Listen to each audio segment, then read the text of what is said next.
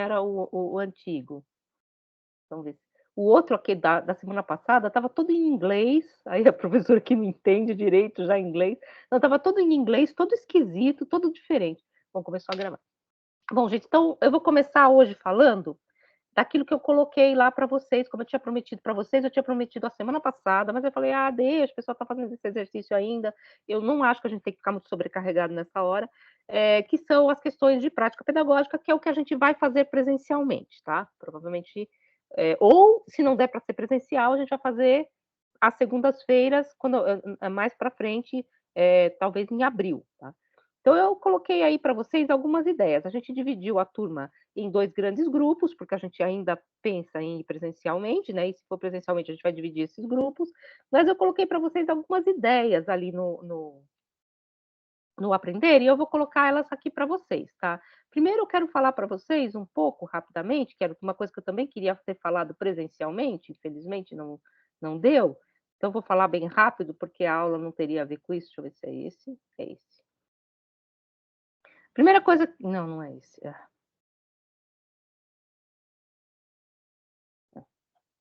Deixa eu achar de volta aqui. Parar o compartilhado, vou compartilhar o dedo. Então, olha, hoje está aparecendo tudo, mas eu tenho um monte de aba aberta, ó, só para vocês verem o negócio aqui. É a segunda, né? Não, esse aqui é o primeiro. Metafísica do Aristóteles, o livro que eu estou escrevendo, e é a primeira. Não, é a segunda. Esse aqui eu vou compartilhar com vocês, tá? Que tá lá, isso aqui tá lá para vocês. Vocês estão vendo? Classificação da matéria? Sim. Então, isso está lá para Sim. vocês não precisam se preocupar aqui, que eu sei que a letra está pequena, isso está lá no Aprender. Eu coloquei lá para vocês no Aprender um pequeno trecho do Deleuze do Guattari falando o que é conceito, tá? Meio porque a gente está trabalhando aqui nessa questão da oficina de conceito com o texto do Silvio Galo, a ideia do Silvio Galo, só que a gente vai adaptar muito essa ideia do Silvio Galo, tá? Então, eu coloquei lá o que é conceito, o que é uma oficina de conceito. E o Deleuze e o Guattari tem um pouco essa ideia de que o filósofo é aquele que tem a competência e a potência de produzir conceitos, né? Então, de produzir explicação conceitual da realidade. Então, se você for pensar, o sociólogo produz um tipo de explicação e o filósofo teria essa deliberação conceitual. Então, a oficina de conceito é exatamente fazer esse exercício que é filosófico, e não necessariamente de história da filosofia, né? Que é um pouco o que a gente faz aqui. Eu não separo os dois exercícios, eu acho que, na verdade, produzir conceitos é também desnaturalizar conceitos, né? Então, a gente desnaturalizando conceitos fixos que a gente tem já prontos, então você percebe como esse conceito foi produzido historicamente, como ele veio a ser a partir de questões filosóficas, você percebe também como ele pode ser mobilizado de outra forma. Então, é um pouco o exercício que eu acho que também é uma oficina de conceitos, embora seja menos deleuziano, talvez, né? Mais próximo de algumas questões de uma filosofia mais hegeliana, assim, mas falando muito grosso modo, tá? E aí, qual que seria a minha ideia? Eu coloquei aí 3 ideias de oficinas. Como eu pensaria essa oficina? A gente levaria esses materiais numa sala de aula, e por isso eu coloquei lá para vocês a ideia de sala de aula invertida. Não sei se vocês viram a ideia de sala de aula invertida, está lá o material para vocês darem uma lida. A sala de aula invertida é um pouco isso que seria o que a gente chama de oficinas. Não é exatamente oficina, tá? Porque eles não usam esse termo, e também eles não leram o Silvio Galo. O Silvio Galo é, inclusive, anterior à circulação dessa ideia da sala de aula invertida. Mas a ideia da sala de aula invertida é que, ao invés de eu vir aqui e explicar para vocês o texto de Aristóteles, vocês teriam lido esse texto em casa e a gente viria para a sala de aula para trabalhar questões conjuntas, para fazer trabalho de grupo, para fazer elaborar trabalhos coletivos, tal. Eu acho que isso funciona bem em algumas áreas, não sei se funciona completamente na filosofia, já que o nosso produto, o texto não vem em função de explicar uma coisa. Às vezes a nossa função é o próprio texto, né? Então talvez isso seja um problema. Mas assim, fazer uma experiência com essa ideia de sala de aula invertida seria trazer para os estudantes alguns elementos do nosso problema. E aqui eu coloquei alguns elementos do nosso problema no primeiro conceito. Conceito de substância, a gente vai ver ainda o conceito de substância, já estou adiantando aqui, como aquilo que não percebida, o conceito, permanece constante além de seus acidentes. Então, o que é substância? A substância é aquilo que porta os acidentes. Isso é uma ideia de substância.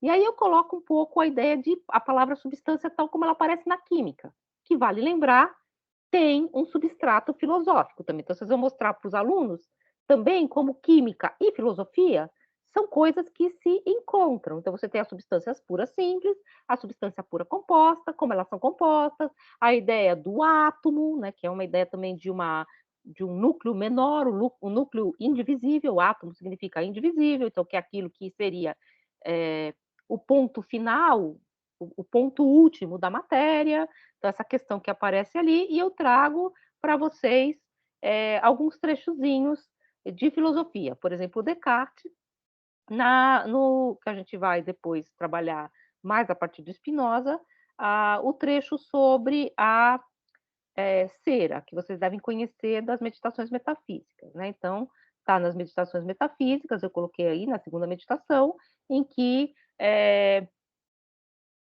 o Descartes chega a uma conclusão, junto com o seu leitor, de que a percepção das coisas, ela muda, mas que sempre permanece, remanesce algo que é e não deixa de ser. E isso que remanesce é aquilo que é inteligido primeiramente. E eu vou ler aí com vocês o que é extenso. Acaso uma própria extensão não nos é também desconhecida? Pois na cera que se liquefaz, ela fica maior, maior ainda, a cera ferve, a cera muda de tamanho, etc, etc.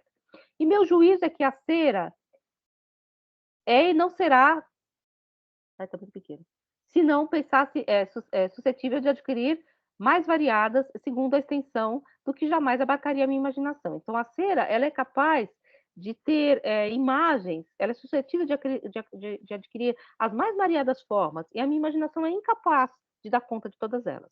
Resta, portanto, que eu concordo não poder sequer imaginar o que a cera é. Então, a imaginação não dá conta. O que só a mente percebe. Então, essa ideia do átomo, que é aquilo que eu não percebo pela imaginação, mas que só a mente concebe, é claro que ela está e não está em Descartes, mas a gente faria um pouco esse jogo, e aí eu trago esse último exemplo, que a gente já trabalhou muito, vou ver de novo, que é essa imagem do Kosuth, que são os vários modos de dizer as coisas, né? Então, o que seria uma caixa? Ela é um cubo, ela é vazia, ela é transparente e ela é de vidro. O que é essencial e o que é acidente nessas descrições? O que é e não pode não ser? Vidro, vidro é a matéria do que é feita, a causa material. Né? Caixa, caixa é o que é a causa formal. O cubo é a forma geométrica. Então, trabalhar um pouco essas questões com os estudantes. Isso ouvindo-os, né? Então, a gente traz essas dimensões. Eu sempre coloquei aquela questão que é um pouco do livro de química, tá, para trazer um pouco essa dimensão para eles. Aí a outra, o conceito 2, isso vocês podem mudar, tá? Substância como explicação da ordem da natureza. Então, também uma das questões que vai aparecer no Aristóteles muito claramente, é o como você precisa de uma semântica ontológica, você precisa de uma semântica para dizer o mundo, e dizer também as possíveis e as impossíveis mudanças desse mundo. Quais são as mutabilidades, as mudanças, o vir a ser que é possível e é verdadeiro, e quais são as mudanças e as metamorfoses que são imaginárias. Então, teto está sentado, teto voa. É a noção de metamorfose de uma coisa na outra. E a noção de metamorfose de uma coisa na outra, sem uma explicação ontológica, sem uma explicação semântica ontológica que separe, que faça o discernimento daquilo que é e daquilo que não é, como vocês viram no Gorgias, ela é muito mais próxima da ordem do mítico. Então, a gente faz uma separação entre mito e ciência, não necessariamente aquela tradicional, inclusive porque aqui eu acho que a gente vai pender para o mito. E aí eu coloco aqui, eu vou olhar aqui porque tem gente chegando. Vocês estão vendo as figurinhas aí? Essa figurinha que vocês estão vendo agora, eu não vejo. É do Max Ernst, A Fêmea Sem Cabeças, ou A Fêmea Sem Cabeça, né? Que é um jogo de linguagem, né? Sem tetras, né? Sem cabeça. Que é uma colagem, então ele cola como uma metamorfoses fantásticas, né? vocês quiserem pegar também uma figura que a gente que está trabalhando com a questão de utopia, fala bastante, é o Luciano, né. O Luciano, que é esse escritor da antiguidade, que escreveu um livro que chama uma história, ele é um dos primeiros escritores de ficção, não de poesia, mas de ficção, e ele escreve a história verdadeira. E a história verdadeira é absolutamente não verdadeira. Então é a história de gente que voa, que vai parar na lua, tal, e é um pouco o que está aqui, né, essa mistura, que é a mistura que não é aquela que se desenha por uma semântica ontológica, mas por uma questão mais mítica. Aí eu coloquei o verbete substância do dicionário de filosofia do Abianho, e coloquei um trechinho do livro das árvores, que são histórias, na verdade esse livro é um livro infantil que eu ganhei, porque eu tenho uma estrutura, uma mentalidade infantil, então eu vivo ganhando coisas de criança, que foi escrito e desenhado pelas crianças da tribo, né, que conta algumas histórias, mitos, ticuna, histórias, né. E essa história é uma história de uma metamorfose. Só que é uma metamorfose absolutamente não, pensada dentro dessa estrutura da causalidade, das causas, causa eficiente, causa final, como a gente vai ver em Aristóteles daqui para frente. A gente vai ver as causalidades, por exemplo, aqueles cubos de vidro. Você tem uma causa que é a causa material, o do que é feito, você tem uma causa que é uma causa formal, o que é, você tem uma causa que é a causa eficiente, como veio a ser. Então você tem essas causalidades que não estão funcionando claramente nessa história, que é uma história ticuna. E o interessante da gente trabalhar com os alunos é que aqui, acho que a gente falou um pouco disso, já dá para a gente trabalhar e não trabalhar uma coisa muito assim que vem de fora. Dá para trabalhar com a ideia do que é uma batalha de epistemes, né? O que é uma, uma espécie de ruptura epistêmica ou uma sobreposição de uma forma epistêmica sobre outra. A nossa forma de pensar a causalidade do mundo, que é aquela que veio a ser científica, é essa que está aqui no verbete de substância, que vem de toda essa tradição aristotélica, né? Quid colada. E essa que está na história dos ticunas, ou essa que está aqui na colagem do Max Ernst, não. Né? Então, um pouco esse jogo também, para que os alunos percebam. E eu não faria, mas aí é claro que isso vai vir da estrutura do jogo, a gente vai ler junto com eles e deixar que eles falem, também construir um pouco o fundo do que a gente vai trabalhar, e claro que eles vão trazer, não, mas isso aqui é viagem, isso aqui é ciência, isso aqui não é real. Então, essas noções de real, que aliás é a palavra aletés, que está lá na história verdadeira, né? O que é a história verdadeira no sentido de aletheia, de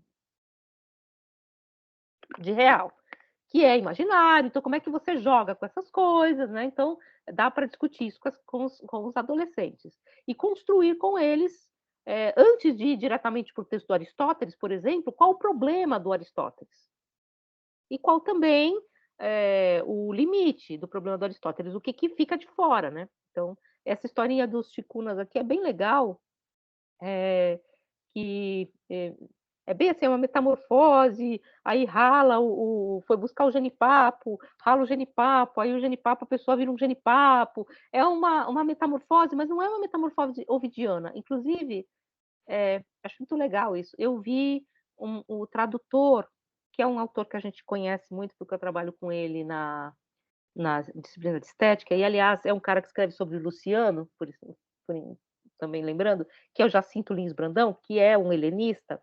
Agora ele não está mais traduzindo literatura ou textos gregos. Ele foi traduzir a epopeia de Gilgamesh. Ele fala diferente, tá? Mas Gilgamesh, tudo bem que vocês sabem que é mais ou menos parecida com a história de Noé, só que é anterior. E aí, quando ele foi falar dessa tradução do Gilgamesh, né?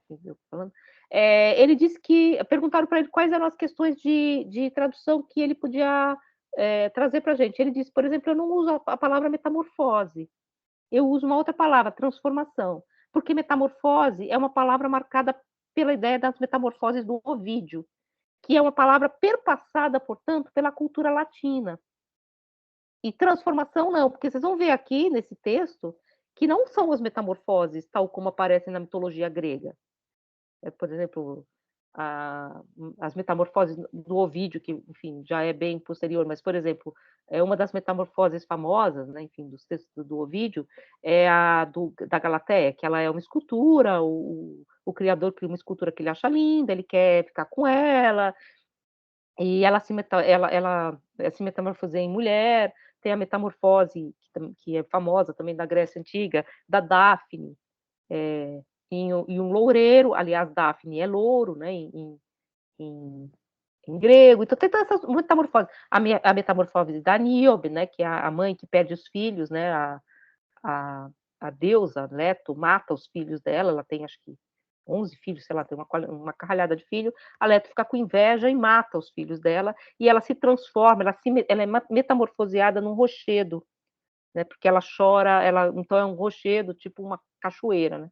Então essas metamorfoses, que são as metamorfoses gregas, é o que o Jacinto Lins Brandão diz que ele não quer recuperar quando ele está falando do Gilgamesh. Por quê? Porque é outro mundo, né? Então aqui também a gente está em um outro mundo. Então tentar trabalhar essas coisas com os alunos, é claro, com uma outra linguagem, mas eles vão trazer também questões de metamorfose.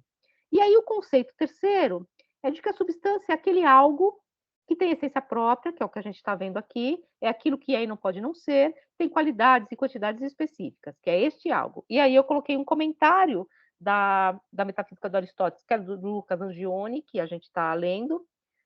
Esse estudo é sobre a essência. O termo sia é utilizado por Aristóteles basicamente em duas acepções principais. O sia designa uma entidade... Ai, está muito pequeno. Dotada de certa autossuficiência, pela qual existe continuamente e apresenta-se de maneira separada, né? Então, a ideia de substância é aquilo que existe em si por si. A ossia vai designar também o princípio ou a causa pela qual uma entidade do primeiro tipo é precisamente aquilo que ela é em si mesma, ou seja, a noção de essência, tal como ocorre em frases a ossia do trovão, a ossia dos animais, a ossia da alma. E plenamente acessível a proposta de traduzir o sia no primeiro sentido por substância e o sia no segundo por essência. Então, a noção de essência e substância se encontram. Aí eu coloquei o Spinoza, toda coisa qual na qual está imediatamente como um sujeito ou pela qual existe algo que percebemos, isto é, alguma propriedade ou qualidade ou atributo cuja ideia está em nós, chamamos substância. Duas substâncias são ditas distinguir-se realmente quando cada uma delas pode existir sem a outra. Então, essa ideia do texto que a gente vai ler dos princípios cartesianos. O que é uma substância? É o que persiste em si por si de forma distinta de outra substância. Então, são noções que são noções metafísicas. E aí eu coloquei um poema do Raul Bopp, aí a figura que ficou errada aqui, tal, enfim, do Raul Bopp, porque a gente está aqui numa época modernista e o Raul Bopp é um dos escritores do modernismo, né? Então, ele é um escritor lá do Rio Grande do Sul. Cobra Norato também é uma coleção de mitos indígenas, tal qual o Macunaíma. No princípio era o sol. Sol, sol. O Amazonas ainda não estava pronto. As águas atrasadas derramavam-se em desordem pelo mato, porque naquele tempo não havia noite. A noite estava escondida atrás da selva, dentro de um caroço de tucumã. Ah, então vamos buscar o tucumã para dar de presente de casamento. Então, essa ideia também de uma outra forma de explicar as estruturas, né? E aí eu coloquei novamente aqui um desenho que vem de livro didático, que é da classificação, né? Essa classificação que é algo que vem de um certo ordenamento metafísico, né? Como é que você distingue? E como é que você distingue aproximando e separando segundo as relações. Então, é do mesmo gênero, mas não é da mesma ordem. Então, essas relações que o Aristóteles faz o tempo todo. Tá? Então, aí foram as sugestões que eu dei. Tá? Vocês podem fazer outras. Coloquei aí várias formas de conceito, vocês podem misturar também. Em cima de uma noção que a gente vai ver daqui para frente. A gente vai entrar agora no texto do Aristóteles, mais propriamente. E ele vai falar de Ossia, que vocês viram do Lucas Angione. Depois eu vou passar para vocês o texto do Lucas Angione, que vai tratar mais dessas questões, o que é físico, o que é ossia e tal, que é tanto essência quanto substância. Depois essas noções vão se separar um pouco, mas elas permanecem circulando no mesmo âmbito, substância e essência. que se vocês forem levar para uma questão gramatical, é a noção de substantivo, né, substantivo é aquilo que porta os adjetivos, as ações, né, é o é o sujeito das ações, geralmente é um substantivo, você pode substantivar um adjetivo, mas ele se torna, uma entidade, né, quando você diz: "O belo", que é o que acontece no próprio texto do Platão. O belo deixa de ser uma qualidade dos seres, um adjetivo, e passa a ser aquilo que é o próprio sujeito da frase, né? O belo é tal coisa, não tal coisa é bela. Então é um pouco essas estruturas também que vocês podem puxar. Então aí a ideia de oficina de conceito, eu fiz um pouco essa sugestão. Essa sugestão é uma forma que a gente tem trabalhado, isso não significa, tá, gente, que depois vocês não vão para o texto. Depois vocês podem ir para o texto, tanto do livro didático, pegar o capítulo lá sobre Aristóteles, ou para o próprio texto de Aristóteles, recortar alguns trechos, não significa que a gente não tenha uma relação direta com os autores ou com intérprete desses autores. É simplesmente colocar essas questões numa espécie de atrito com o próprio uso que nós fazemos desses termos sem o saber. E como eles são, como essas questões, por exemplo, essa questão última que eu coloquei aqui para vocês, do reino animal, do Filochordatus, da classe dos mamíferos, da ordem dos carnívoros, da ordem dos felídeos, depois o gênero que é o gato. Ou seja, o que a gente está fazendo? A gente está fazendo exatamente a mesma estrutura que aparece no Sofista. Eu parto de uma coisa maior e vou cortando até chegar no mais específico. O gato é do reino animal, ele é um mamífero, mas ele, quando chega no gênero, ele é apenas um.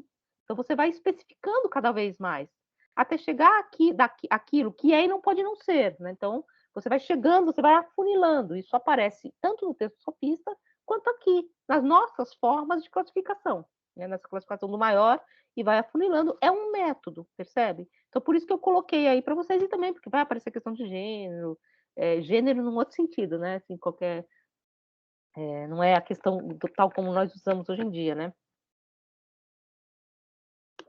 Gênero, espécie, todas essas palavras que são palavras de circulação metafísica, né? Elas vêm, não é que aqui essa classificação não é metafísica, claro, é uma classificação é, científica, mas percebendo, eu queria eu falar para vocês percebam então como a ciência ela tem uma estrutura metafísica, ela tem uma relação com essa metafísica, disso que a gente chama de metafísica ocidental. Aí você vai para uma outra estrutura mental, uma outra. Eu não gosto de falar de epistemicídio, tá? A gente gravou aqui, não gostaria de falar disso, mas eu não gosto, porque a palavra episteme é uma palavra grega. E assim que a gente transforma essa palavra numa palavra corrente, a gente está fazendo uma colonização. Não é episteme porque eles não pensam dentro dessa estrutura. Eu vejo assim, vou falar um pouco mais próximo do que eu já falei, eu acho próximo do que eu estudo. Quando a gente fala arte indígena, e é claro, hoje em dia os indígenas fazem arte, inclusive teve um rapaz aí, um indígena aqui, inclusive para Documenta de Cássio, que acabou se suicidando, que vocês viram, eu vi até que está no programa da professora Ana Miriam, super legal ela tratar disso. Esse é um artista, porque ele traz questões indígenas num formato que é um diálogo com um modo ocidental de pensar o que é arte. Agora, a arte plumária é um pouco difícil, porque está em outra forma de pensar, né? Outro modo de conceber a dimensão do que para nós é arte, né? Aquilo que fica na nossa frente, disposição. Isso vale até para os gregos, se a gente for pensar. Então, sempre fazer essas distinções. Eu evitaria usar a palavra episteme, mas se usa muito hoje em dia a palavra epistemicídio. O que é o epistemicídio? Você faz um modo de pensar se sobrepor ao outro e fazer com que o outro desapareça. Outras explicações da natureza que não essa que a gente está vendo aqui. Isso, Jair Esbel. Aqui está fazendo o curso da Ana Miriam, viu que ela colocou, né? Mas vocês vejam, já estou pegando o curso da professora e usando aqui como exemplo, mas vocês vejam que ali ele faz, o artista faz uma colagem com um diálogo irônico e crítico com a arte ocidental. Então, ele já está jogando com esses termos. Aí sim a gente pode falar dessa questão. Agora, tem outra dimensão, né? Os artefatos plumários, eles tinham outra dimensão, eles tinham dimensão ritual, eles têm outro conceito, eles não foram feitos para ser expostos necessariamente, para ser levados para o museu. A gente musealizou esses objetos e transformou em arte. E isso é colonização, né? Isso é colonizar um espaço com termos e formas metodológicas de outro. Então, é um pouco essa questão que eu acho que fica aqui. E não querendo dizer que uma é melhor que a outra.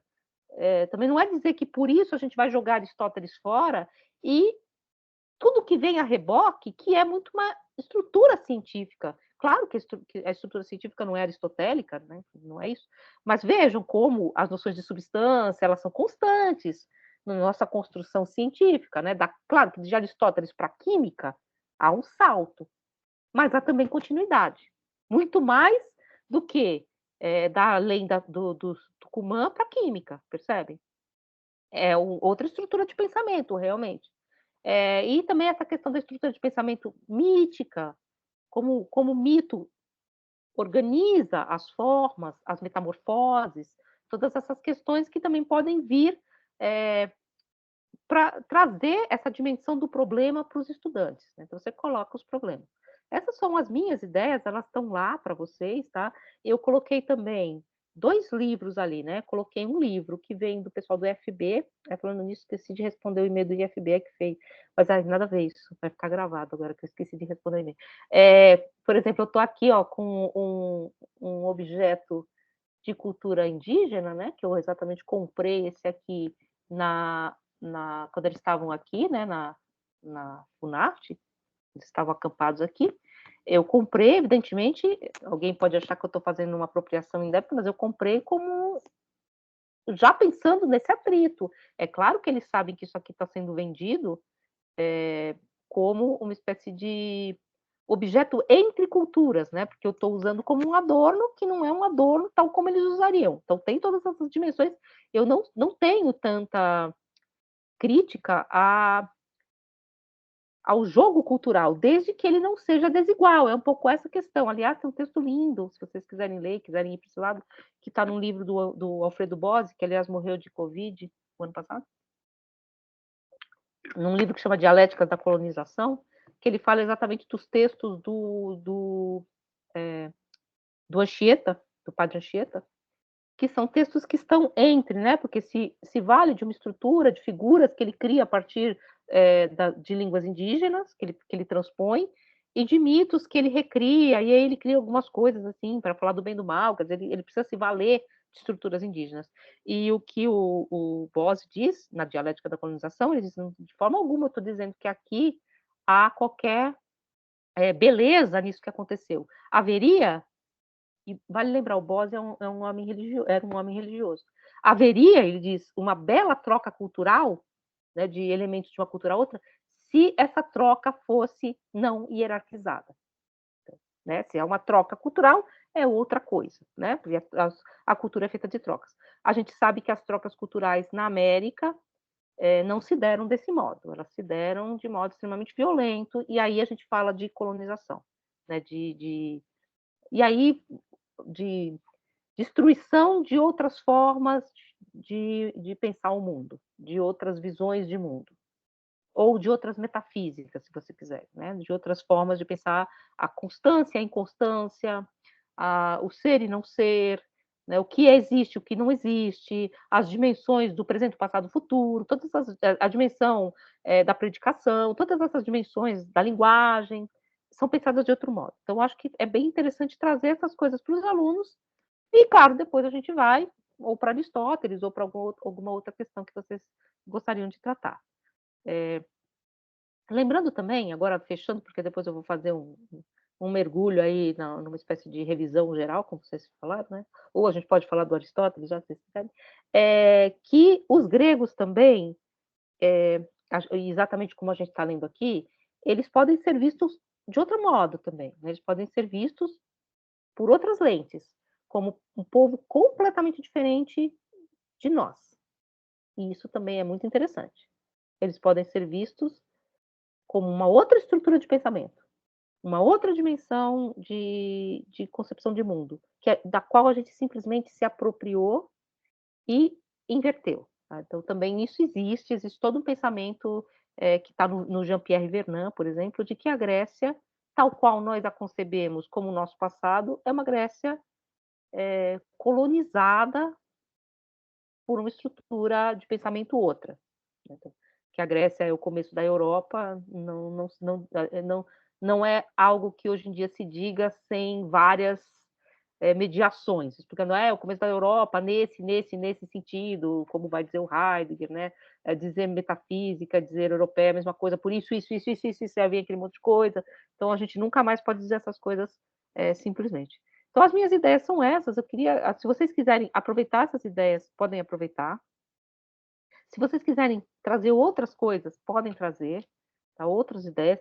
Eu pensei na ideia de substância e de essência, ou SIA, porque são as coisas que a gente vai mais trabalhar aqui, mas vocês podem pensar outras questões também que estão envolvidas nesse problema. A gente agora ficou um pouco abstrato, porque a gente não falou da noção de substância. A gente vai falar agora, e isso vai ficar muito claro no texto do Spinoza, por exemplo, que a gente vai tratar mais especificamente, né?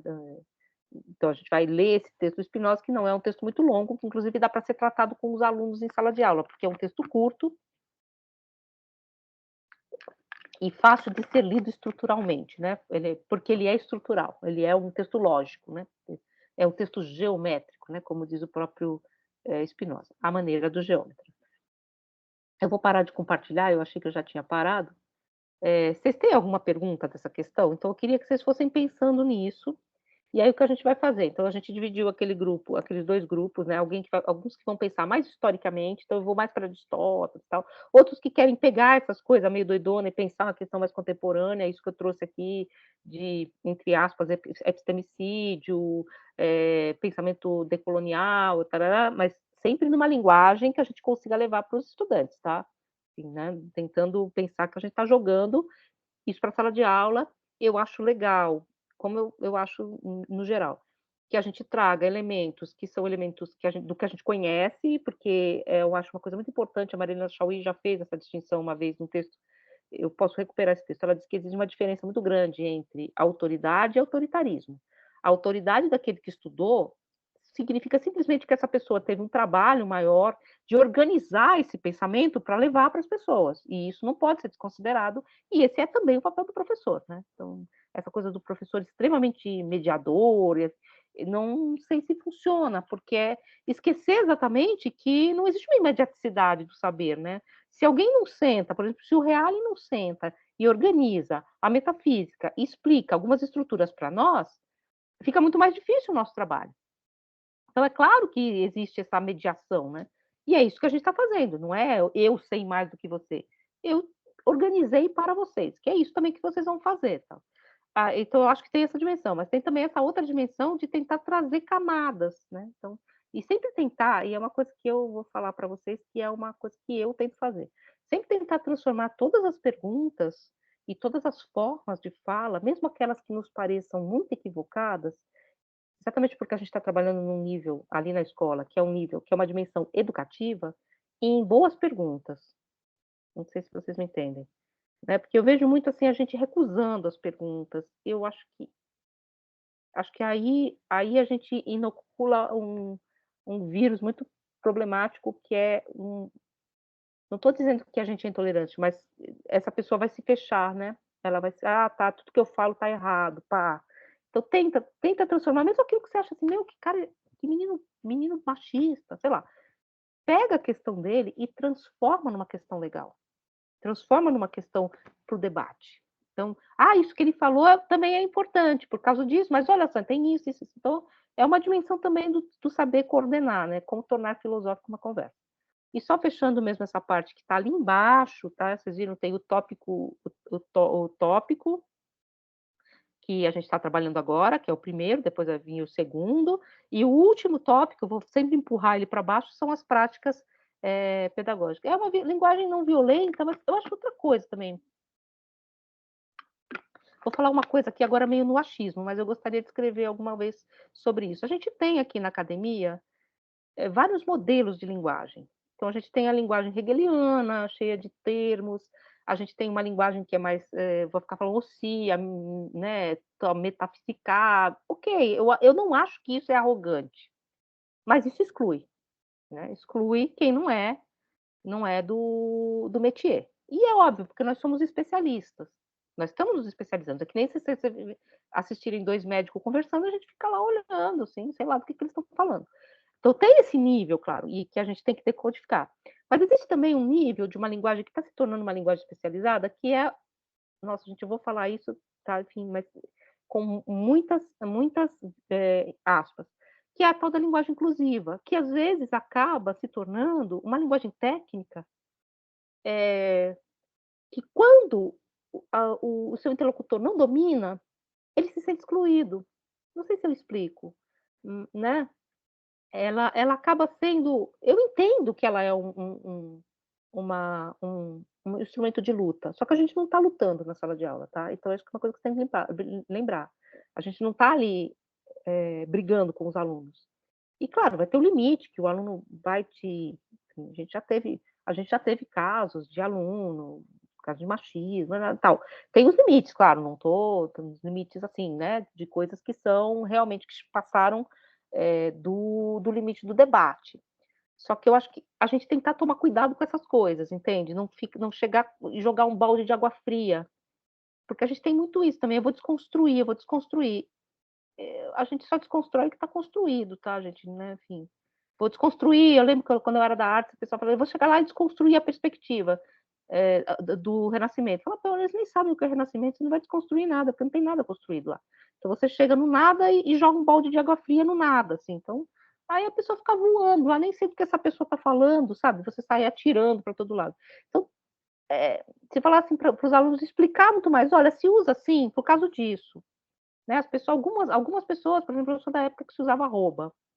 Hoje em dia não se usa mais a arroba, se usou um tempo X. Por quê? Por causa disso, por causa daquilo. Aí o menino vai falar: "Não, não concordo". Ah, sim, há várias pessoas que também não concordam, mas é um debate assim, um debate assado. Você coloca uma pessoa dentro de um debate, que aliás é um debate muito complexo, né, enfim. Então é um pouco pensar assim, isso vale para todas as linguagens técnicas, tá. Todas as nossas formas de linguagem técnica, inclusive para o, entre aspas, português correto. É claro que a gente vai explicar para o aluno que existem lugares, né, eu mesmo, eu não sou um exemplo de boa fala, né, eu falo um monte de gíria, eu lembro que eu tinha um colega chileno que ele dizia que ele não entendia nada do que eu falava, porque eu falava muito rápido, muita gíria, muito palavrão, não entendia nada do que eu falava. Enfim, eu não sou nenhum exemplo, tal, mas, você tem, quando você está construindo um argumento, é claro que sua linguagem é outra, né, porque linguagem é poder, gente. Você tem que falar sempre para o seu aluno. Se o menino nunca dominar um bom português, ele vai ser enganado num contrato, ele vai ser enganado pelo juiz, ele vai ser humilhado pelo médico, tal, porque o médico vai falar um troço lá para ele tratá-lo como se ele fosse uma criança, o que é a pior coisa que a gente faz. Nunca façam isso.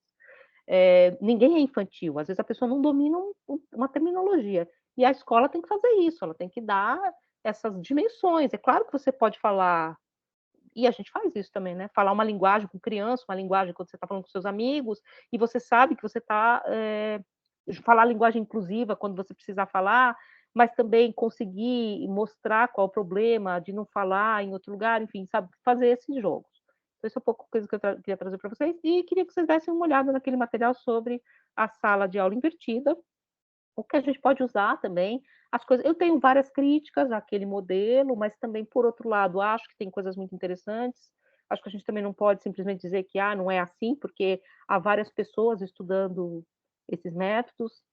Esses métodos, eles são amplamente, utilizados em escolas de países que têm um índice de educação, muito elevado, então não são métodos que, isso é coisa, né, que é muito mais pôr o aluno para trabalhar, pôr o aluno para discutir, só que não é qualquer coisa, não é assim: então hoje eu não pensei no que eu vou fazer, eu levo lá, eu falo: discutam aí sobre a noção de, sei lá, usia". Não é assim, é uma coisa que tem que ser toda construída, né, e não dispensa também um momento em que você vai falar para o aluno aquilo entre mil aspas, que é conteúdo, porque vocês falarem essa palavra em alguns lugares, as pessoas saem correndo. E eu coloquei lá também um outro livro que chama Metodologias Ativas. Essas metodologias, elas são chamadas de metodologias ativas. Vocês viram lá o vídeo que eu passei para vocês do Basali. Eu pensava muito em metodologias ativas em relação, em contraposição a metodologias passivas, o que eu acho que não existe, porque não é passivo ouvir, não é passivo ler.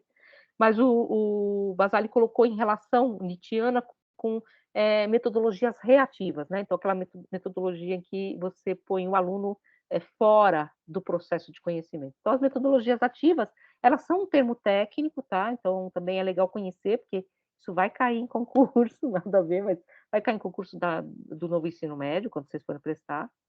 E também há coisas que a gente pode aproveitar, outras não. E para criticar a gente tem que conhecer, tá? Eu acho que algumas coisas são muito limítrofes. Eu não concordo, por exemplo, com o ensino individualizado, você chegar. Eu acho que você tem que ter uma dimensão do coletivo e, ao mesmo tempo, conseguir perceber o indivíduo, mas a escola tem essa função, ela é uma função socializadora. Então, várias coisas que eu não concordo exatamente. Eu estava lendo um texto lá daquele livro que eu estava achando muito legal, inclusive citava uma pessoa que trabalhou comigo na Pinacoteca, e estava achando bem interessante. Aí chega um momento que a professora diz que o professor tem que ser um coaching. Eu acho que não, tá? Eu acho. Não, estou fazendo uma crítica construtiva ao texto que eu li, tá? Eu não acho, tá? Primeiro porque a gente não tem essa função, e depois que isso é algo que a nossa sociedade já faz demais, que né, criar bolhas, microbolhas, né? Então, acho que, é claro, isso não dispensa que a gente tenha atenção ao aluno, né? Acho que alguém perguntou, não sei se algum de vocês foi no evento da pós-graduação, alguém perguntou no evento da pós-graduação. Então, interessa para o professor como o aluno está recebendo a aula, porque parece que às vezes não, né? Sim, tem que interessar. É claro que no limite interessa sim. Eu acho que às vezes vocês, isso também é uma coisa que eu vou falar para vocês, assim, que eu quero logo entrar na questão, senão vai ficar parecendo que essa aula é só sobre práticas pedagógicas, mas se vocês estiverem achando chato, também vocês me avisam. Mas é uma coisa que eu vou falar, assim, de experiência própria, experiência que eu imagino que se reproduza. Às vezes a gente acha que a gente está falando sozinho, né? Eu já me senti um cantor de churrascaria. Uma vez eu estava muito mal com a UNB e tal, só dava introdução à filosofia, eu fui numa churrascaria lá, na churrascaria não, fui na Traíra Sem Espinho lá, na Vila Planalto, tinha um cara cantando Júlio Iglesias. Eu falei: "Nossa, sou eu na aula", porque ninguém estava prestando atenção. E o cara lá cantando aquelas musiconas, Roberto Carlos. Falei: "É eu, olha lá, o cara decorou essas músicas, ele vem aqui, ele repete, ninguém presta atenção". Então a gente tem essa dimensão do professor de churrascaria, ótimo. Mas não é isso que está acontecendo, tá? Aquele aluno que parece que não está prestando atenção, que está voando, ele pode estar prestando atenção, principalmente adolescente, tá? Existe, às vezes, você não sabe como as coisas estão sendo elaboradas.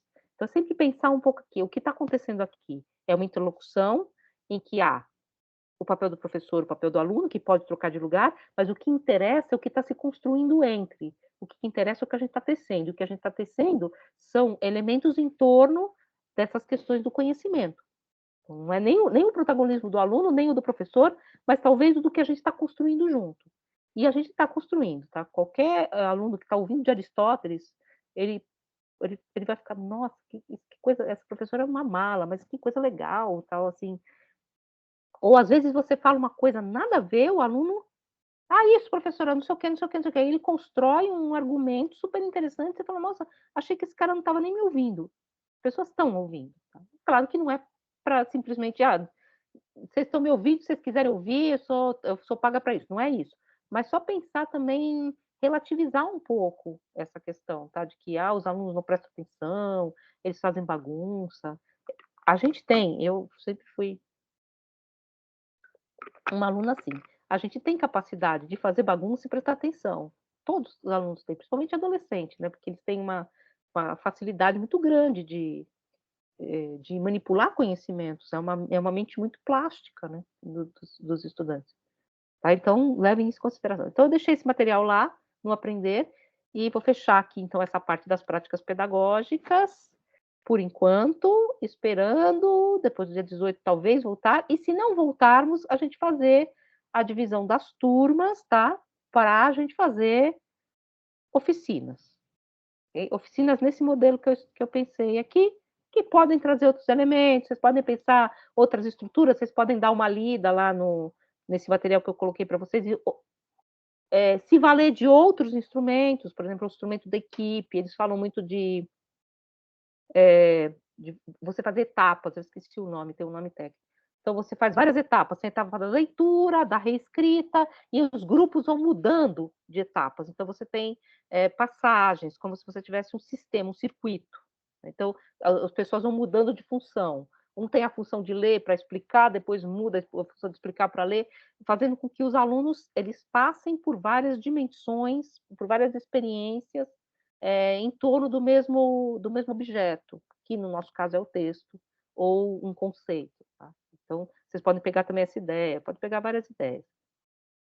Vocês têm alguma questão? Sim, não, talvez? Vocês curtiram a ideia ou acharam muito nada a ver? Muito louca? Se vocês estiverem nessa aula, vocês iam sair correndo. Silêncio total. Então, eu vou abrir aqui a bandeja, o que eu me propus a fazer hoje, né? Eu me propus, como eu achei que hoje não ia ser uma aula com muita gente, e como a aula passada foi uma aula muito truncada, por causa daquelas coisas, nem vi como ficou o vídeo, eu baixei lá, deve ter ficado tudo craquelado.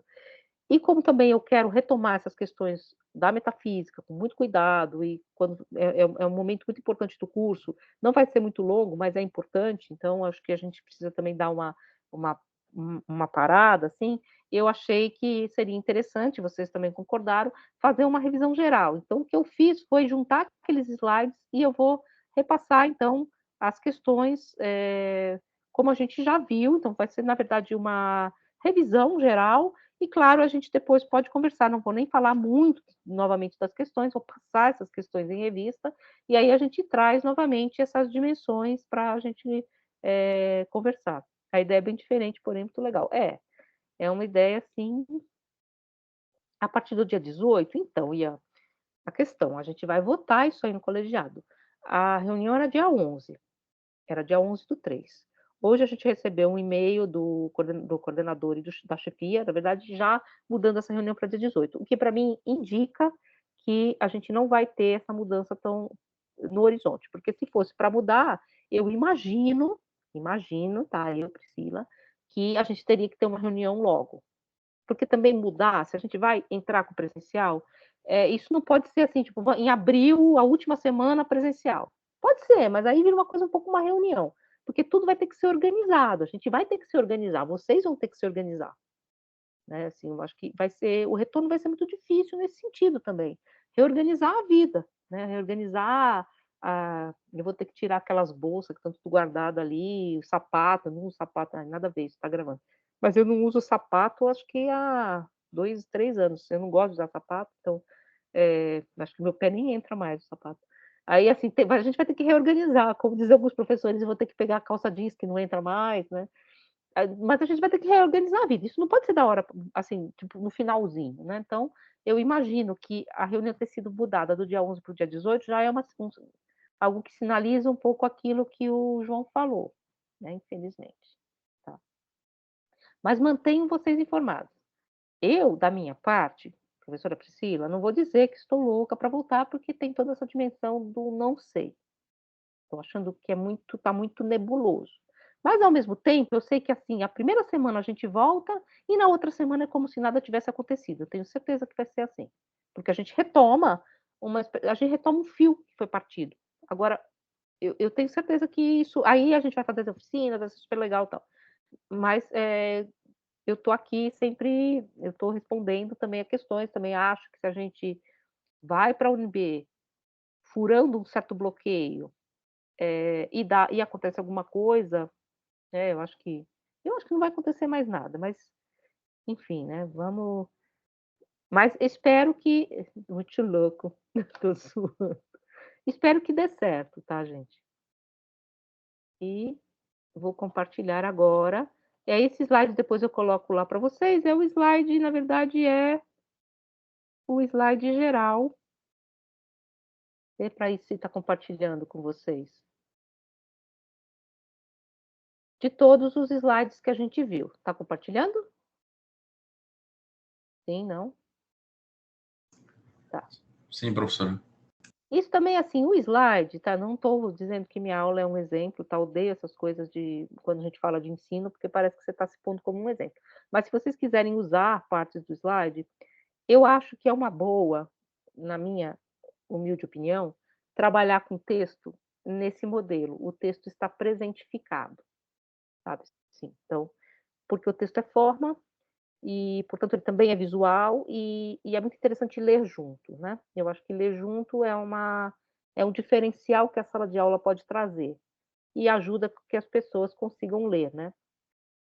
Bom, aí aquele texto do Parmênides, que a gente já viu, né, "Ó jovem companheiro de aurigas imortais, tu que assim conduzido chegas à nossa morada salve, pois não foi mau destino que te mandou perlustrar essa via, pois ela está fora da senda dos homens, mas lei divina e justiça, é preciso que de tudo te instruas, do âmago inabalável da verdade bem redonda", como a gente está vendo, que é a aletheim, eu, Kiklios, né, então essa ideia de uma verdade bem redonda, então que a gente já viu um pouco qual é a questão, é uma verdade, portanto, na qual todas as dimensões são idênticas a si mesmo, uma espécie de identidade absoluta. E de opiniões mortais, que são as Broton doxai, então entre as doxas mortais, a parte então dessa opinião, e não, em que não há fé verdadeira, que é a aletheia, como está marcado ali no texto. No entanto, também isso aprenderás, como as aparências, os todo conta, né, as aparências, eh, deviam validamente ser tudo por tudo atravessando. E ali está marcado como seria, doikomos, né, enfim, que é esse que seria então validamente tudo por tudo atravessando. Essa ideia de que as aparências precisam, de algum modo, ser atravessadas por uma verdade, por uma identidade. Eh, Aqui vocês sabem que tem 2 slides porque deu um defeito. E aí ele continua, a deusa continua, quando chega então a 2 caminhos, e ela diz que de um caminho, um caminho que vai dizer que é lei divina e justiça, e é preciso que de tudo te instruas, do âmago inabalável da verdade redonda e de opiniões mortais em que não há fé verdadeira. Aqui é a questão que é Temis e Diké, que são 2 daimones, que são 2 divindades. Temis é a ideia de norma, de justiça enquanto norma, em normatividade, e Diké é justiça. Então, aqui, é claro, elas não estão colocadas, essas palavras, no sentido das daimones, porque elas não estão com maiúscula, mas elas têm assim, essa relação de divindade, tal como a divindade Peitó. Isso também, se vocês quiserem recuperar, está muito claro, muito bem especificado, do zero bem redondo. Isso aí é para quando vocês fazem aula com alguns professores. Comigo não, tá? Eu nunca dei zero na vida. Mas, voltando. Se vocês quiserem pegar essas questões das daimones e dos nomes muito bem especificados, está naquele livro que o Carlos colocou lá para gente, né, do poema do Parmênides, da tradução do poema do Parmênides, que é do, se não me engano, do Carneiro Leão, não, é, que ele colocou lá para gente, né, e tem eh, várias notas, vários capítulos falando dos nomes, então fala várias dessas coisas que eu estou explicando aqui, ele coloca com mais propriedade, dentro de uma leitura helenística, bem interessante aquele material. Depois eu coloco lá, a gente disponibiliza também esse material no Aprender. E aí, a gente seguindo o texto, essa parte que eu falei para vocês que a Bárbara Kazan encontra uma referência, uma ressonância, do poema, de Homero.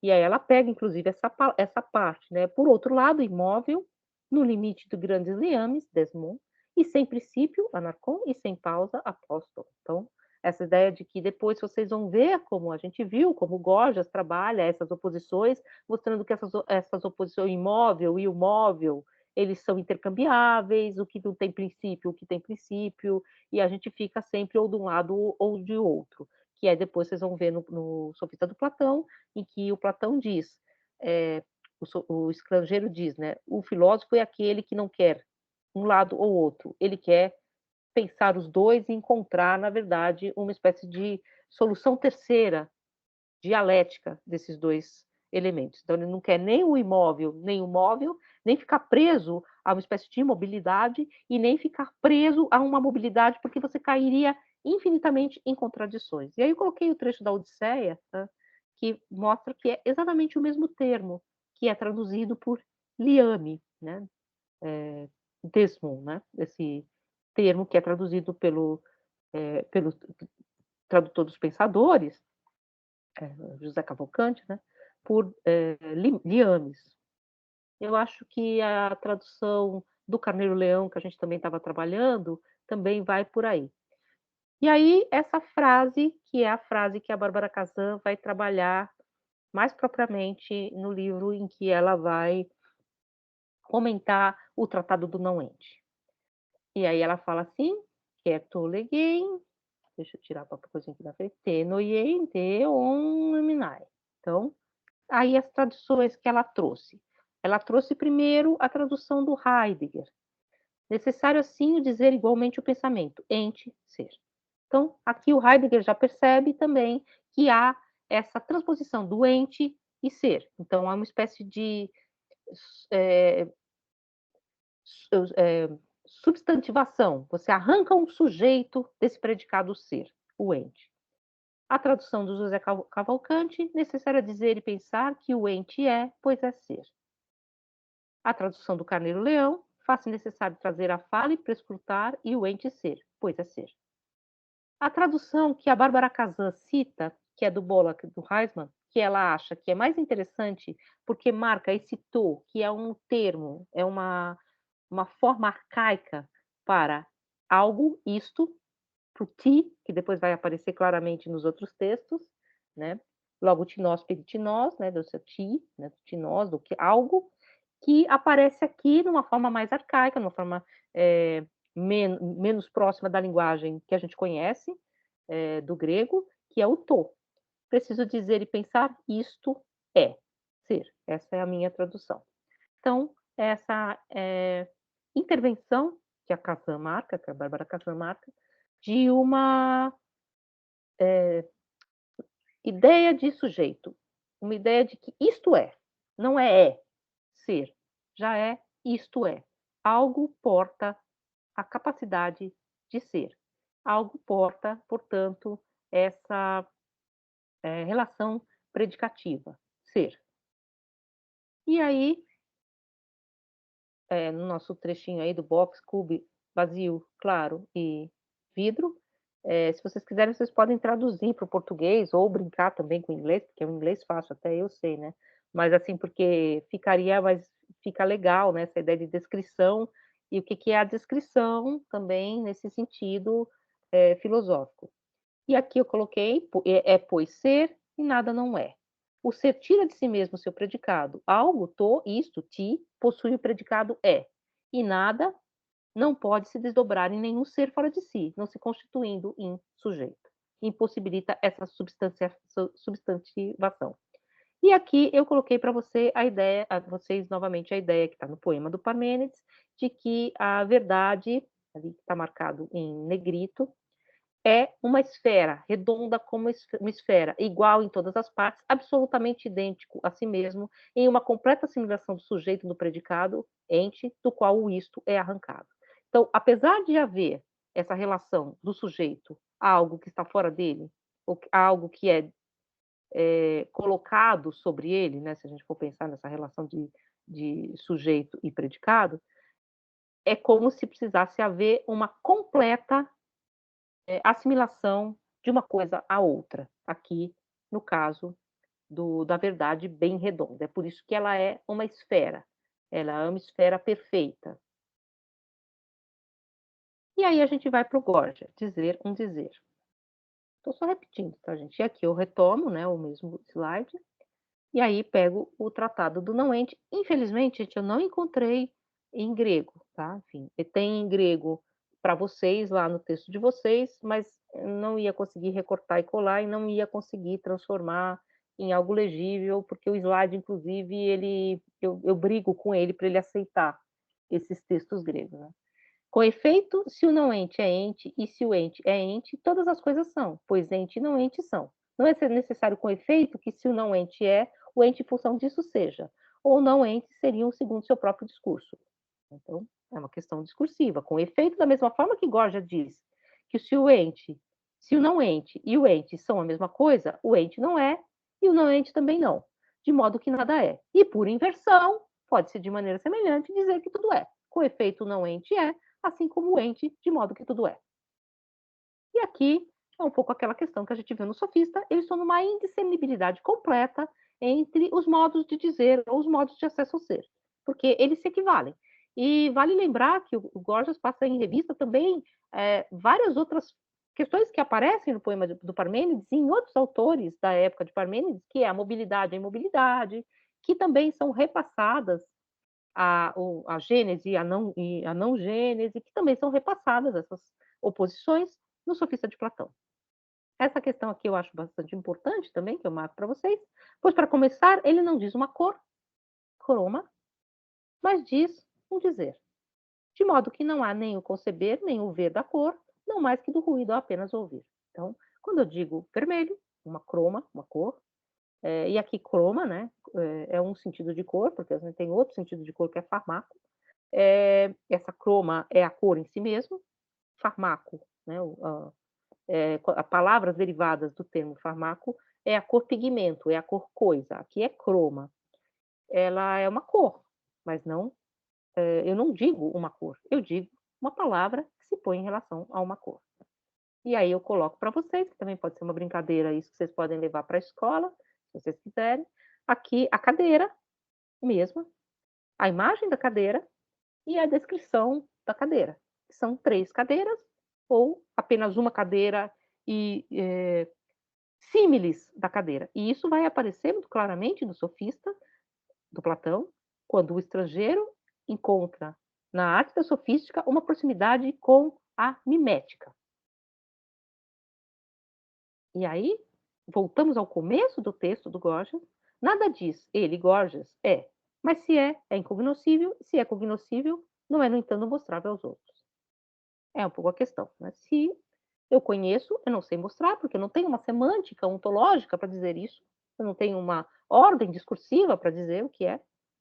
É necessário, com efeito, dizer que se algo é, que isso não seja nenhum nem múltiplas coisas, nem mais ingênito que engendrado, então nada seria, pois se fosse algo, dito, né, como a gente viu ali, seria um ou outro desses atributos. Então, é preciso, portanto, pensar que se algo é porque também não é.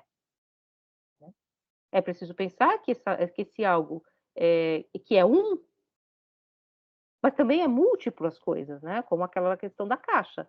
É uma caixa, é de vidro, é vazia, ela é uma e vária. Mas também ela é uma e não é muitas outras. São essas questões que não estão desenhadas pelo Gorgias, mas estão apontadas aqui. E aí o sofista de Platão que vai exatamente trabalhar essa mesma questão. E aí vou para o estrangeiro. Não crês? E quando um homem se nos apresenta dotado de múltiplos mistérios, é aquela questão que a gente falou, né?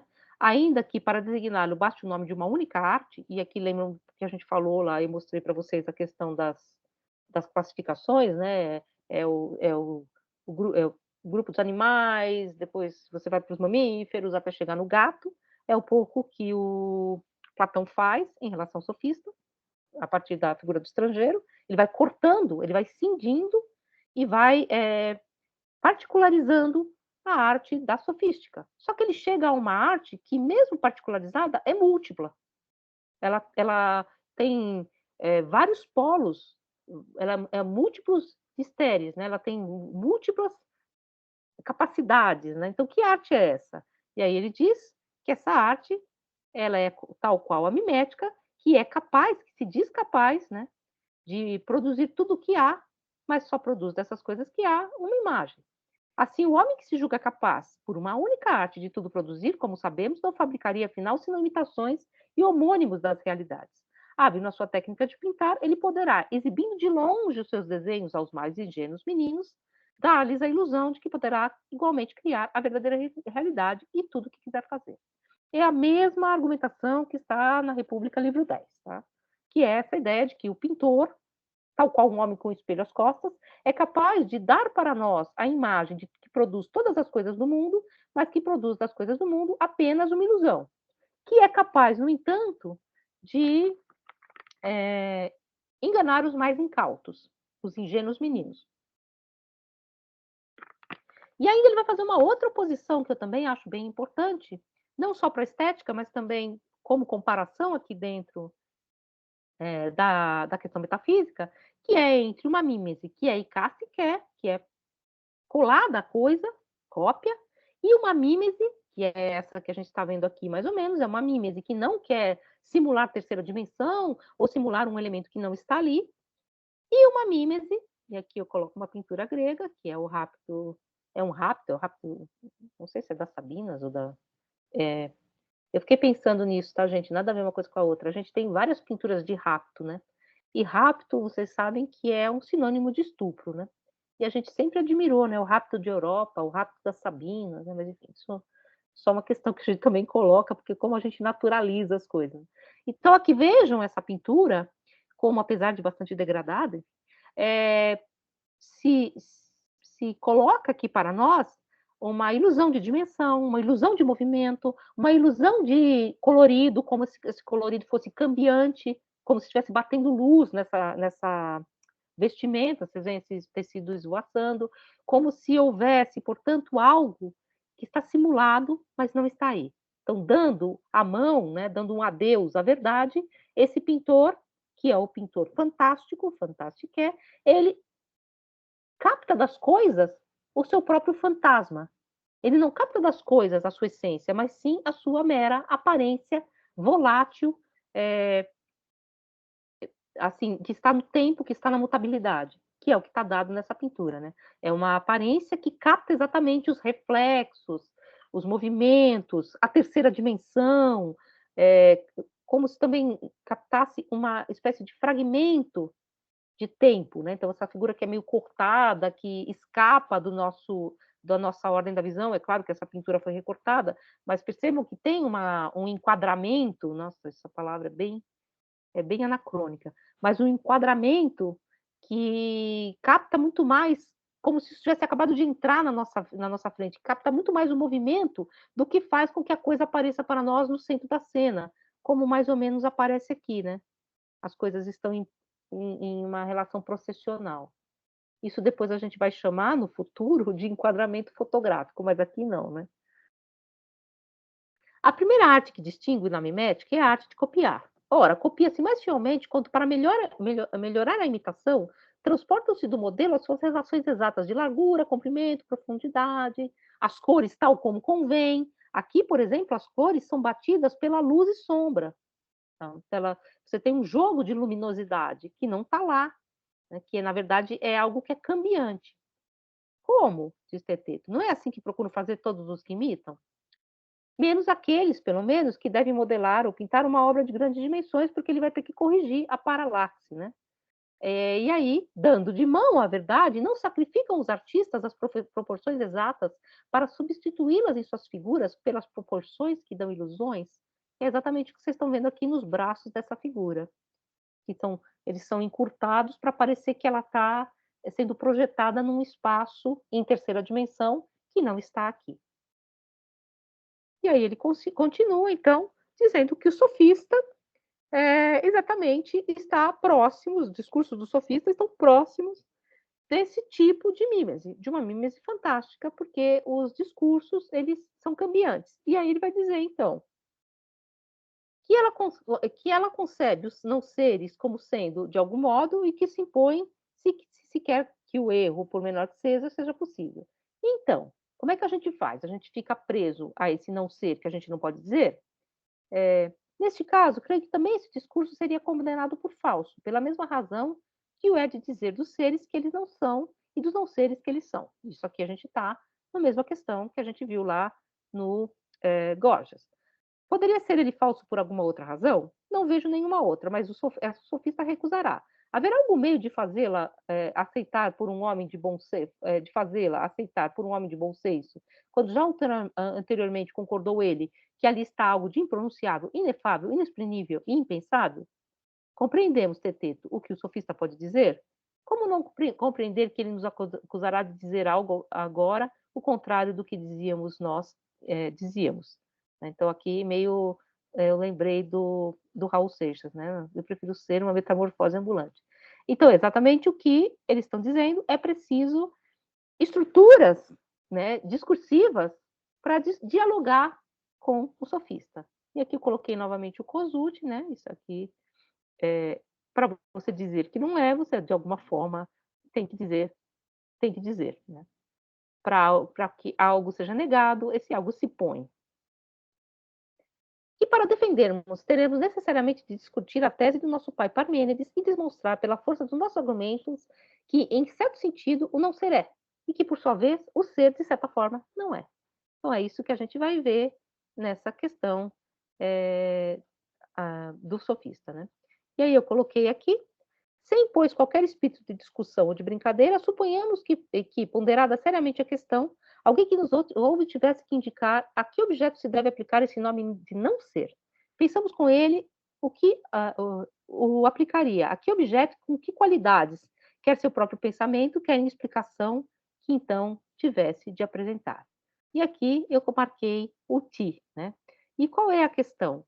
Eu preciso aplicar ao ser qualidades. Portanto, eu preciso que o ser, de alguma forma, o não ser, de alguma forma, se desdobre em sujeito. E que, portanto, de alguma forma, ele tenha, na ordem do discurso, uma capacidade de ser. Porque eu tenho que aplicar a ele alguma qualidade, porque eu não posso dizer algo que não tem nenhum tipo de qualidade. Então, ele tem que ser algo para não ser. Ao que creio, está também claro a nós que esse vocábulo qualquer, Tito, se aplica em todas as nossas expressões ao ser. Com efeito, é impossível formulá-lo só no despido de tudo o que tem a ser, não é? Sim, é impossível. Considerando a questão dessa forma, tu concordas comigo que. Cortou aqui. E aí eu coloquei aqui o texto em grego, né?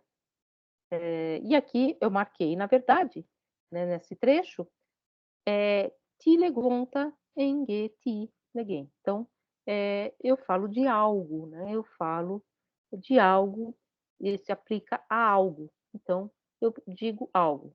E aí eu continuo aqui, né, de que se segue teteto, que se os seres são imóveis, não há inteligência em parte alguma, em nenhum sujeito e para nenhum objeto, certamente. Por outro lado, se admitirmos que tudo está em translação e em movimento, excluiremos a própria inteligência do número dos seres.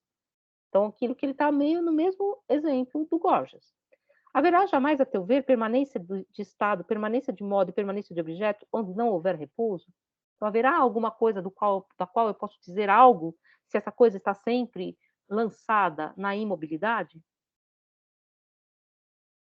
Ao filósofo, pois, e a quem quer que coloque este bem acima de todos, parece prescrever-se uma regra absoluta: recusar a doutrina da imobilidade universal que professam os defensores, ou do uno ou das formas múltiplas, bem como não ouvir os que fazem o ser mover-se em todos os sentidos.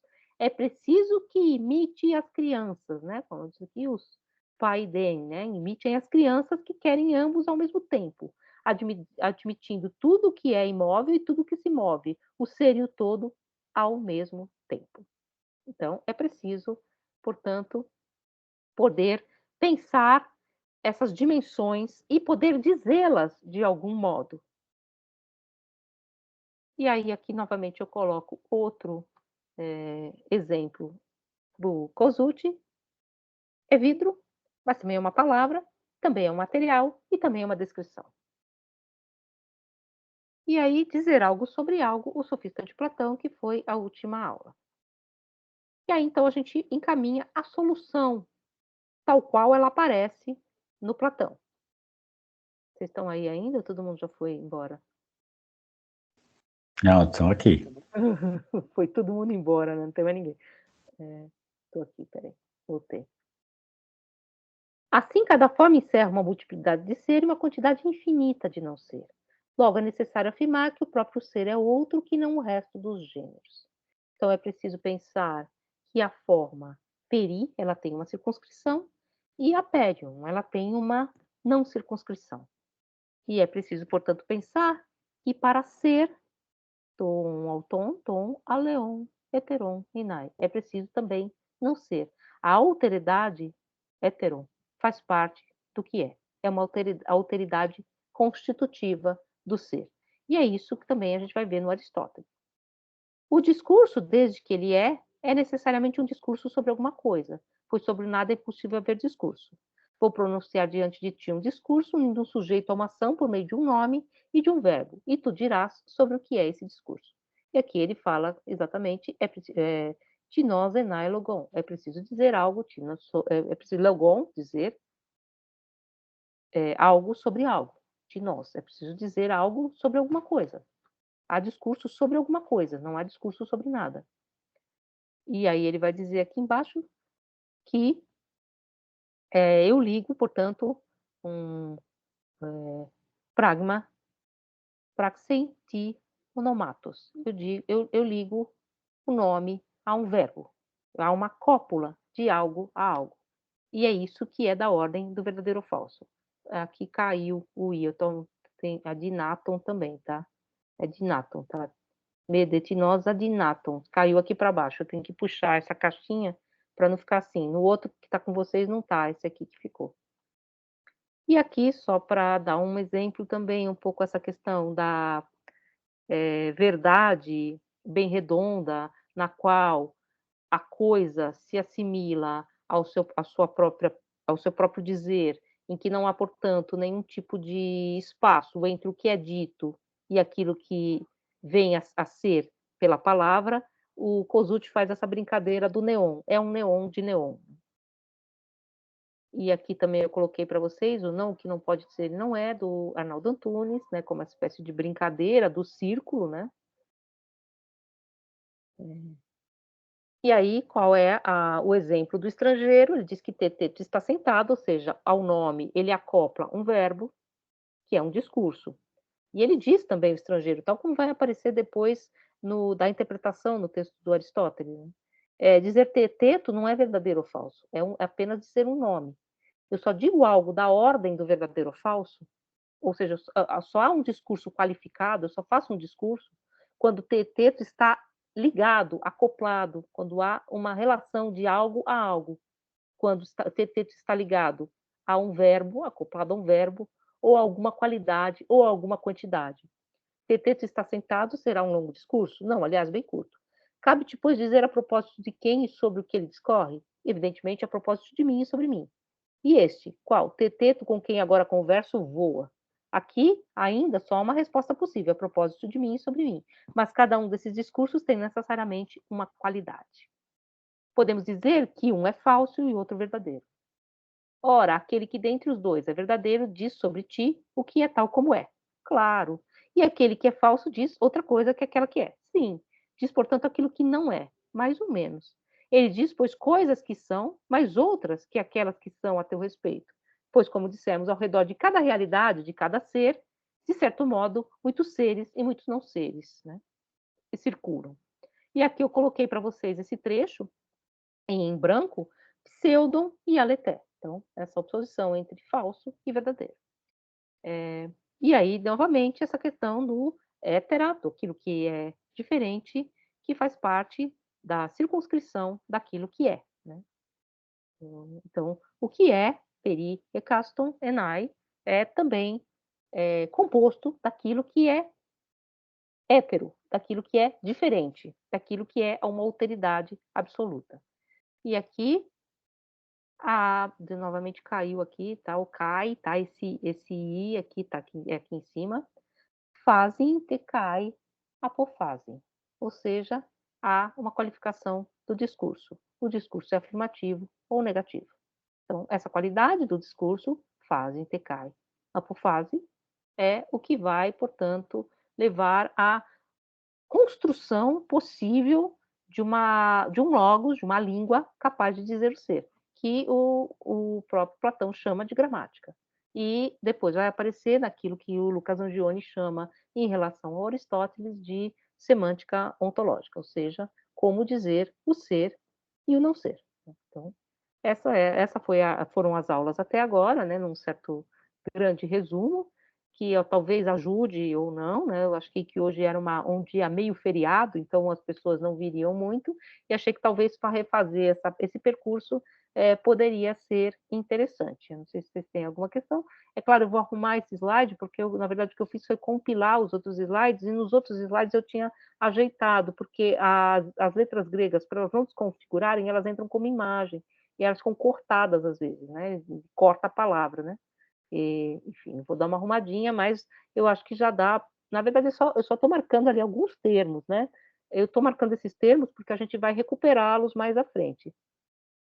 Tá, então que bom que foi justo e necessário, inclusive porque o slide da aula passada não tinha sido muito bem aproveitado. Eu não sei como é que ficou aquela aula, né? Ficou meio truncadão. Então vocês vejam que a gente está fazendo um caminho, um percurso, que é como o problema chega às portas da metafísica aristotélica. O que, que ele vai precisar fazer?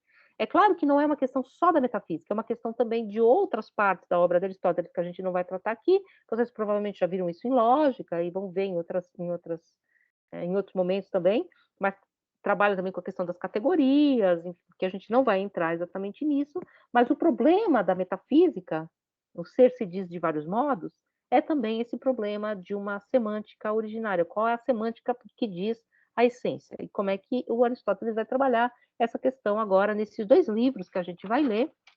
E aí, só voltando o que a gente falou no finalzinho da aula, que é o livro Gama e o livro Epsilon, que é o livro 3 e o livro 5, né? Estou contando, né, que são o lugar dessas letras no alfabeto grego.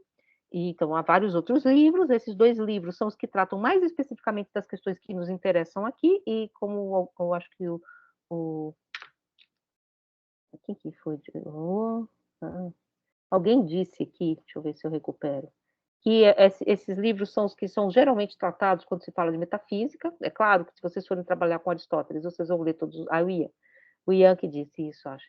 Que vocês vão trabalhar com outros textos, é claro, que vocês vão trabalhar com outras partes, mas a gente vai trabalhar especificamente com essas, tá?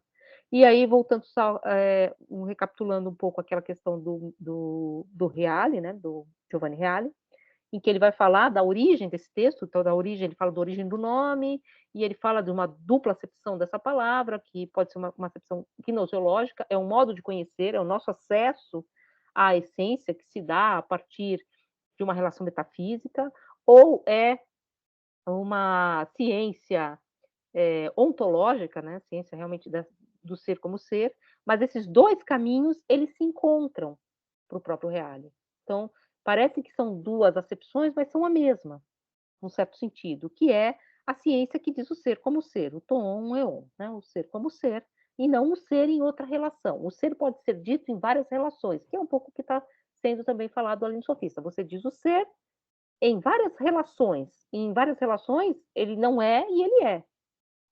Então, você diz o ser em relação à medicina, e o ser dito em relação à medicina, ele é dito em relação à saúde ou à doença. O ser dito em relação à política, ele é em relação aos elementos da polis. Agora, há uma ciência que vai dizer o ser em relação ao próprio ser. Então, ele vai dizer o ser nessa relação, pensando que a relação é esse logos apofático, né? Esse logos que afirma e não, ou não afirma, esse logos que é qualificável, né? Porque nem todo logos há um logos para o Aristóteles que não tem qualidades de verdadeiro ou falso, que é, por exemplo, o logos da poética ou da retórica, ele não é verdadeiro ou falso, ele tem outra relação. O logos do verdadeiro ou falso é esse logos que vai ser passível de dizer o ser enquanto ser. E aí o Reale também diz, isso também já disse a aula passada, que a história dessa obra, né, que ele chegou tal como ela chegou a nós, ela tem uma dimensão que não é formalmente unitária, isso é um pouco evidente, os capítulos às vezes parecem que nem se conversam, mas há provavelmente uma unidade especulativa de fundo. Então eram questões em torno de uma única unidade especulativa. E também há uma outra hipótese de que não se tratava de um livro para ser publicado, mas sim de uma coletânea de resumos, de recapitulações, de comentários para uso interno, para uso interno ao liceu dos peripatéticos. Então, era de uso interno dos alunos ou dos debates internos ao liceu. Então, por isso que esse ordenamento, ele não necessariamente parece tão claro. Isso acontece também na poética, para quem já leu comigo, talvez um pouco em estética. Às vezes parece que muda de assunto, ou que falta algum pedaço, a história da poética, de que faltaria o livro da comédia, que esse livro existiria, que teria se perdido, que é toda a história do Nome da Rosa, né? Do Humberto Eco, mas nós não sabemos se existiu mesmo essa comédia, parece que sim, pela estrutura do livro. Mas se o livro tem uma estrutura de comentário, de aula, pode ser que aquilo que está ali proposto nunca tenha vindo a ser escrito, mas, né, são hipóteses. E ficou também a questão da divisão das filosofias, né, pensando que filosofia, ela tem um sentido geral de ciência. Então você tem as ciências práticas, que é política, medicina, né, aquelas ciências que são da praxis, as ciências poéticas, que eu acabei de falar para vocês aqui, a tragédia, a comédia, a poesia lírica, o peã, a oração, que são formas poéticas, né, a poesia épica, que são formas do logos poético que não são, relacionados ao verdadeiro ou falso, não são relacionados à afirmação ou à negação. Então, portanto, diferentemente daquilo que a gente viu na República, você não vai perguntar se a tragédia é verdadeira ou falsa, porque essa pergunta está deslocada. Ela não é uma pergunta que você faria a essa relação do ser, porque o ser se diz de vários modos. E você pode dizer a filosofia, a ciência, ao modo da teoria, da teorética. E aí você teria a física, a matemática e aquilo que vem depois da física, na ordem, que seria tá, metá, tá, física, ou teologia, como o próprio Aristóteles diz. Então, essa seria a relação das ciências entre si. E, claro, as ciências, elas possuem relações do dizer, né? Então elas dizem o ser nos seus modos, mas óbvio que há esse modo, que é o modo de dizer o ser por sua relação mais original, mais primeira, essencial, o sia, que diz o ser naquilo que, se não for, ele não é. O ser na sua relação essencial. Ou, como diz o próprio Lucas, que diz o homem para o homem. Não é o homem em relação à doença, o homem em relação à catarse, na poética, o homem em relação à política, o homem em relação à persuasão, mas sim o homem em relação ao próprio homem, ou o ser em relação ao próprio ser. Então, é a ciência que vai procurar os princípios, as arqués, e as aitias, as causas. Então, a gente vai ver a relação das causalidades, por isso que aquele quadrinho do Kosuth depois vai fazer sentido para vocês, né? Porque há uma causa que é material, há uma causa que é formal, há uma causa que é eficiente. Então, as causas do que vem a ser. Então, vai dizer o ser por suas causas, numa semântica ontológica, nos dizeres de Luca Angione, a partir da qual o princípio do não ser torna-se princípio de não contradição. Né? Então, como é que você tem o princípio de não contradição, né?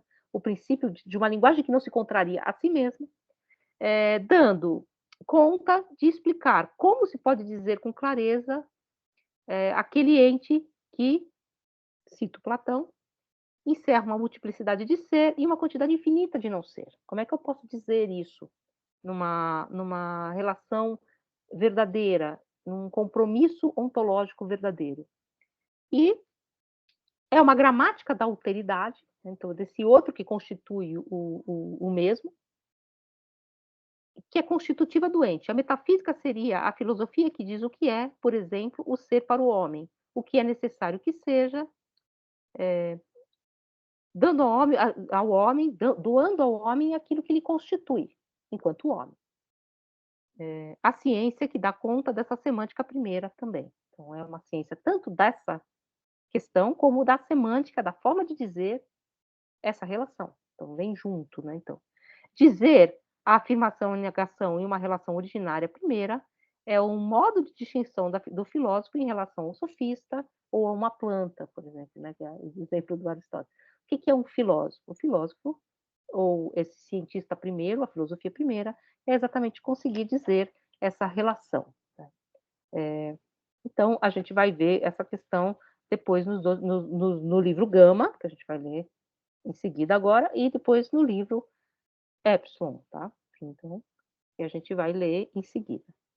E vocês têm várias questões, ou ficou mais claro, menos claro? Assim, a aula passada eu achei que foi muito atribulada essa parte, porque eu nem sabia se vocês estavam ouvindo ainda.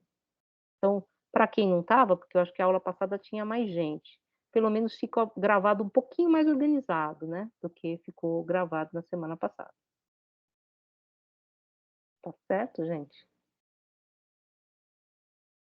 Vocês têm alguma questão? Querem falar alguma coisa? Fofoca? Não, tô brincando. Eu quero tirar uma dúvida prática. Diga. Quantos fóruns já tem para responder? Tem um fórum só. Eu abri de novo, porque pouquíssima gente participou. Vai ficar aberto até quando? Qual é a nossa negociação? Então, qual a negociação? Eu acho que eu vou abrir até o fim, até sexta-feira. Vocês acham que dá? É sexta? Isso. Depois de amanhã? É. Tá, pode ser. Porque eu quero fechar para abrir outros também, né? Uhum. Não vai acumulando, eu não consigo comentar, vocês não conseguem ler, aí vai ficando aquela bola de neve. Tranquilo. Não, Então, por mim tudo bem. Que meus colegas. diga. Professor, eu posso fazer uma pergunta? Claro. Eu acho que vai ficar meio deslocado, assim, ou talvez vai revelar, talvez, que eu não tenha entendido, não sei. Mas faz um tempo que quando você cita aquele exemplo da cadeira, a foto da cadeira, a cadeira e a descrição da cadeira, e na minha cabeça ficou assim, é como se fosse 3 dimensões da cadeira. Então, a foto, a cadeira em si e a descrição da cadeira, tudo é cadeira, mas sob formatos diferentes de dizer. É isso mesmo? Ou eu me enganei completamente? Então, a obra de arte, o objeto artístico não tem uma explicação, tá? Eu estou usando aqui ele como um fundo, assim. Se vocês pegarem lá no livro 10 da República, o exemplo é a cama. Mas, enfim, existe uma ideia de cama na mente de Deus, existe a cama no mundo e existe a cama pintada. Ele vai dizer isso.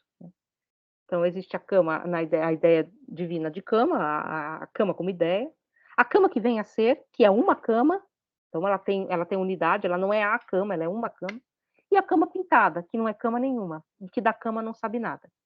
Então, essa é a relação que está lá na República. A linguagem, o dizer a cama, no Parmênides está colada a ideia de cama, né? Cama e dizer a cama é e deve ser porque o mesmo é pensar e, portanto, ser, né? Então, você tem uma espécie de identidade absoluta da linguagem às coisas. Ou não, né? A Bárbara Casan mostra que já há um certo degrauzinho ali do algo, né? Algo é, né? Não é. O que o Platão está mostrando no Sofista, e o que o Aristóteles vai mostrar, e o que a gente vai ver durante todo esse curso, é que essa relação da mediação entre o que é e como se diz, a descrição da cama, é exatamente um problema da filosofia, né? Esse problema filosófico. Como dizer o ser? Eu tenho a cadeira. Eu tenho a imagem da cadeira que eu sei que não é a cadeira, que o próprio Platão coloca de lado. Agora, em que sentido a descrição da cadeira, o logos, né, é cadeira? Percebe? Mas essa é uma interpretação, tá? Ali, assim, por exemplo, se vocês levarem um dia isso para a sala de aula, deixa lá, assim, porque deixa Mas surgir. peraí, Diga. se o logos é o... Enfim, nessa teoria, se o logos é o ser, então como seria algo que não está ao alcance do logos? Por exemplo, aquela questão do belo, como a gente viu na aula de estética. É como se o belo não existisse, porque ele não pode ser dito. Nós podemos dizer coisas belas, mas não a essência do belo em si.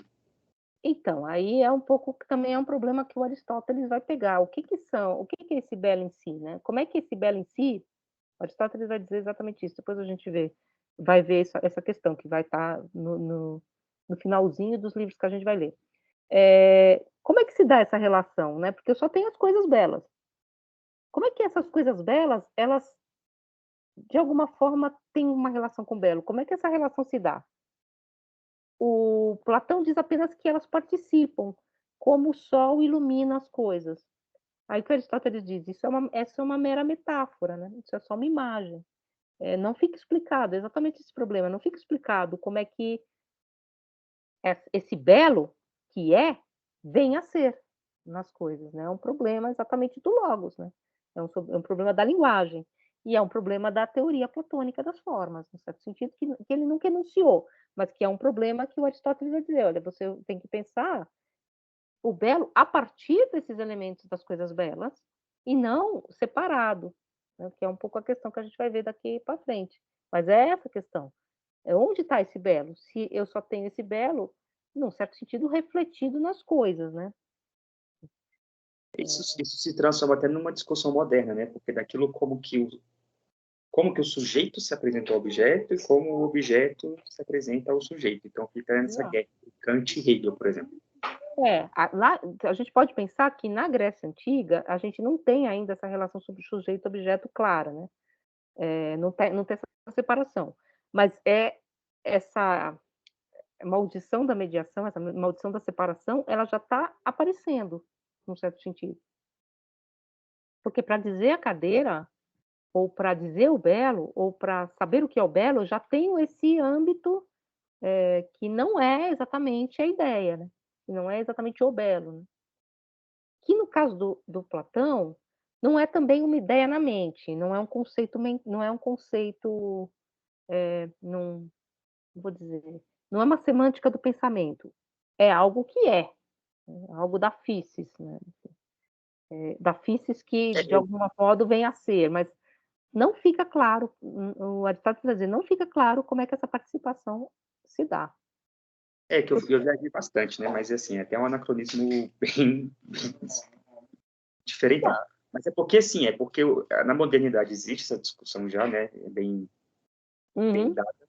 E não existia isso na antiguidade, mas você vê o primeiro passo ali de algo que estava por vir, mesmo depois de muito tempo.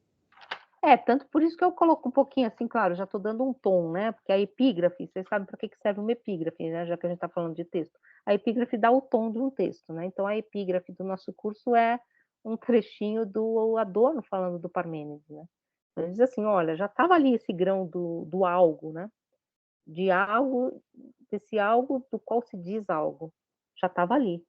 Então isso que vem se separando já está no começo, já está no próprio poema de Parmênides.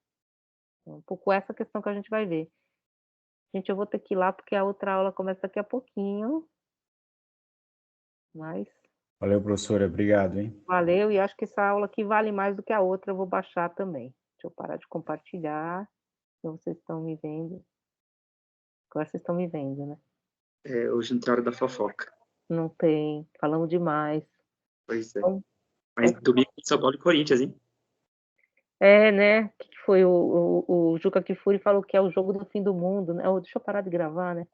O jogo do fim do mundo. Ele falou,